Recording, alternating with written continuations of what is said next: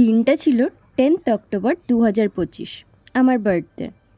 আমি কখনো আশা করিনি আমি এই রকম একটা সারপ্রাইজ পাবো। ঠিক রাত 12টার সময় মা আর হাজব্যান্ড মিলে আমাকে এই রকম একটা সারপ্রাইজ দিয়েছে। বিয়ের 5টা বছর হয়ে গিয়েছিল, এই রকম সারপ্রাইজ কিন্তু আমি এর আগে কখনো পাইনি। তার মানে এইটা নয় যে এই বাড়িতে আমার বার্থডে সেলিব্রেট হয়নি।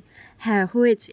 মা আমার পছন্দের খাবারগুলো নিজে হাতে রান্না করে আমাকে সাজিয়ে দিয়েছে। হাজব্যান্ড আমাকে আমার পছন্দের জায়গায় ঘুরতে নিয়ে গেছে। নতুন জামা কাপড় সবই দেওয়া হয়েছে, কিন্তু এইভাবে কখনো করা হয় বছর এই সারপ্রাইজটা পেয়ে তো আমি ভীষণ খুশি। আরও দ্বিগুণ খুশি তখন হয়ে গেলাম যখন আমার ছোট্ট ছোট্ট ভাইগুলো আমাকে ঠিক হাজব্যান্ডের মতো করেই সারপ্রাইজ দিল। আমি তো কিছু বুঝতেই পারিনি ওরা কখন কিভাবে করলো। শুধু সন্ধেবেলা একবার আমাকে ফোন দিয়ে বলল, দিদি আমরা কি তোর বাড়ি আসতে পারি? তারপরেই ওরা আমার বাড়ি চলে এলো আর সাথে করে কেক নিয়ে এলো। আর সবথেকে বড় কথা, ওরা নিজেরা বাজারে গিয়ে আমার জন্য পছন্দ করে কেক নিয়ে এসেছে।